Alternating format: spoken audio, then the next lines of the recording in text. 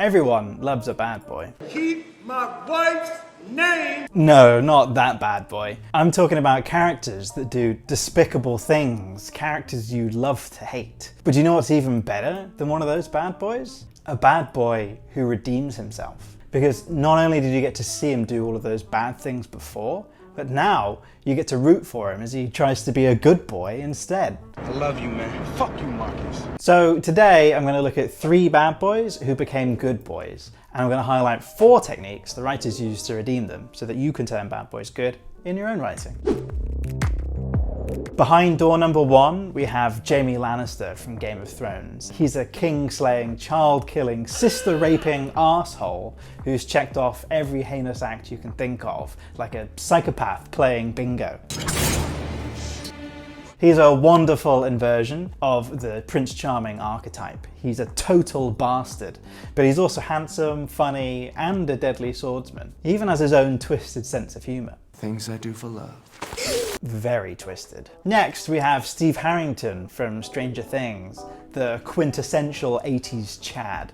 He's popular with the ladies thanks to his stellar hair, and boy does he know it. Bad Steve. When Nancy's friend Barb goes missing, the only thing Steve's concerned about is how it might get him into trouble. My parents are gonna murder me. Finally, we have Cousin Richie from The Bear, a loud, abusive, talentless waste of space. He beats and berates the protagonist, Carmy, whilst being generally rude and insufferable to all the other characters at the restaurant. Was Richie always an asshole? Dude, always and forever, dude. He's the fucking worst. So, now that we have our bad boys, how do we make them good? Rule number 1.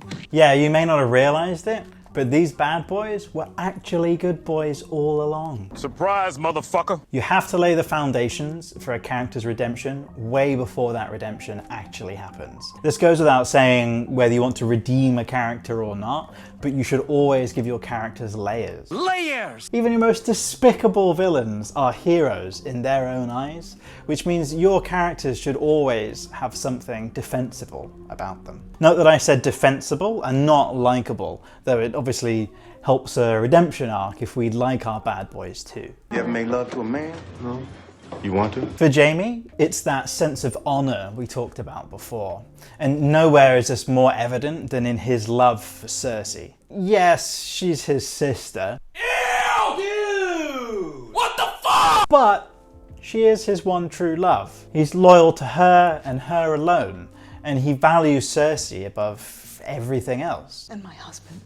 I'll go to war with him if I have to. And the great irony here is that Jaime's repeatedly mocked for having no honour whatsoever. Kingslayer. Kingslayer.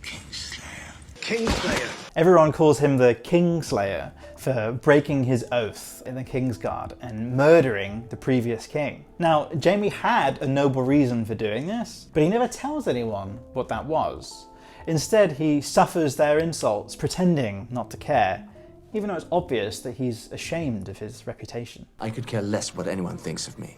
You know, that's what you want people to think of you. His father, Tywin, says it's foolish for lions to care about the opinions of sheep.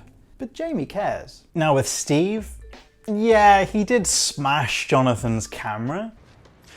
But he did that because Jonathan was hanging in the bushes like a creep and taking photos of Steve's friends. Steve's also really protective of Nancy. Later, he comes to Nancy and Jonathan's rescue, taking on the Demogorgon with a baseball bat, which is some real big dick energy. Cousin Richie's also protective of the people he cares about. Although we see him arguing with Carmy from the very beginning, in what ostensibly seems to be a fight about who controls the restaurant, the point that Richie keeps making is that Carmy's ambition is confusing the staff and upsetting everybody. The guys are texting me. You're telling them to do all sorts of weird shit backwards. Don't fucking do that, Carmen. He's also a loving father. In the second episode, he gets an unexpected phone call from her when she's upset. You're gonna do great. I promise. So we've planted the seeds. Deep down, we know there's a good boy in there somewhere. We just need another ingredient to help us see it. Rule number 2. Perspective is a funny thing. 5 seems like a high number when that's what your scale goes up to. But what if that scale changes? These go to 11. Game of Thrones, The Bear, and Stranger Things all introduce new characters that are objectively worse than our bad boys are, which makes those bad boys' prior actions more excusable to the audience. Now, there are plenty of despicable characters to choose from in Game of Thrones. Joffrey gets an honourable mention for being the biggest bastard in all of Westeros. I am the king! I will punish you. Jaime can be cold and brutal, but he's never cruel just for cruelty's sake. Joffrey, on the other hand, He's a mean fuck. Stranger Things' second season introduces us to Billy, the cold, hard, hair metal asshole who seems to exist purely to be horrible to everyone. He's abusive to his sister Max. She's not my sister. And he picks on Max's friend, Lucas, and the other nerdy kids. That was a close one, huh? He even proves he's the bigger bad boy by literally beating Steve up. Am I dreaming or is that you, Harrington? Yeah, it's me, don't cream your pants. Finally, in The Bear, we have Mama Bear herself, Donna Bearzato. A traumatizing wreck of a woman. She's clearly suffering from mental illness and takes out on her family during their Christmas dinner, yelling and throwing plates and emotionally abusing everyone. Fuck, come on! Okay. Get the fuck out! She claims that no one loves her, while literally every person in the house is trying to help her, despite the abuse she's dishing out. Did you just throw a spoon at me? The climax even sees her drive an actual car through the front of the house. Richie's got nothing on that. So we've made our bad boys seem less bad by comparison. What else can we do? Rule number 3!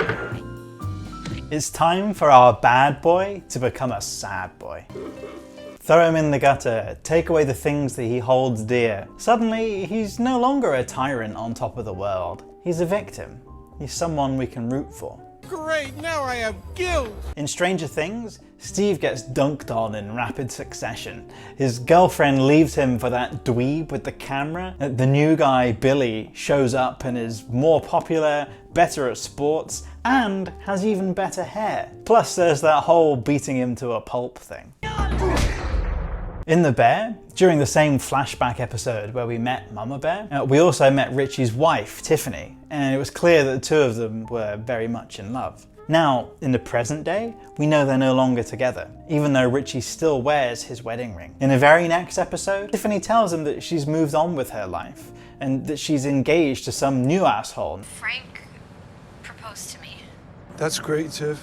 We start to realize that Richie's loud, brash demeanor is the result of someone who feels lonely and unwanted, and who's been down on his luck for a very long time. Just he's sad inside. Then in Game of Thrones, well, this one should be obvious.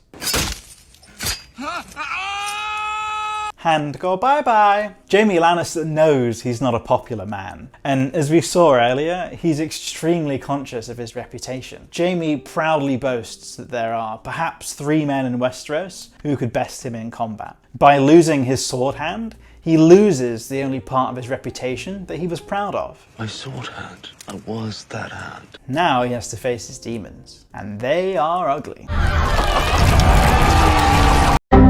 So we've broken our bad boys, we've ground them into the dirt. That leaves one last thing. Rule number 4. We need to remake them. The best way to do that is to introduce our bad boy to a new character, a good girl. Think of the good girl as functioning in the opposite way to the bigger, badder boy. The good girl challenges our bad boy's worldview, gives them a serious reality check, and acts as a catalyst for our bad boy to open up and begin to change. The good girl shows our bad boy that there's a better way. I'm a real boy! For Steve, this comes from his bromance with Dustin. Dustin looks up to Steve and encourages him to be a leader, but also makes fun of him for being overly self-involved. 4 puffs of the Farrah Fawcett spray. Farrah Fawcett spray. In The Bear, it's the restaurant guy, Garrett. Fuck you, Garrett! Yes, chef, fuck me. He calls Richie out on his shit and tells him to respect the process of serving in a restaurant. You really drink this Kool-Aid, huh? Yeah, I do. But he also encourages Richie to be better and lets Richie prove himself with the customers and the other staff. That's my freaking boy right there! And for Jaime, it's Brienne of Tarth, the tall female knight who's too noble for her own good. At first, Jaime mocks her. Is that a woman? But she weathers his insults and proves that she's more than his equal. She gives Jaime some tough love when he feels sorry for himself on account of the whole losing his hand thing. You sound like a bloody woman. And eventually he opens up to her about why he broke his oath and killed the Mad King. Burn them all, he said. But you've kept your oath then. In return, she shows Jaime compassion and respect, something very few people have given him in a very long time. I swear it. Goodbye, Sir Jaime. So, those are the key ingredients for setting up a redemption arc. If you follow these steps, your bad boy should be ripe for a turning point. Excellent! For our three bad boys here, it's an act of selflessness, a moment where they put themselves on the line to help others. Whether it's Jaime saving Brienne from certain death in the arena, Steve saving his kids from the attacking demidogs, or Richie stepping up like a total boss and saving the restaurant on their opening night. Each moment is a chance for our bad boy to be protective of the people he cares about, and to prove that he can be a good boy too. So, the next time you find yourself trying to redeem a character, pay attention to these rules and see if you're implementing them in your own writing. Of course, they aren't the only rules to redemption arcs, and like all good rules, you can break them if you're smart about it. They're more like guidelines anyway. But if you start here, you can't go too far wrong. That's right, he can be taught. Good luck.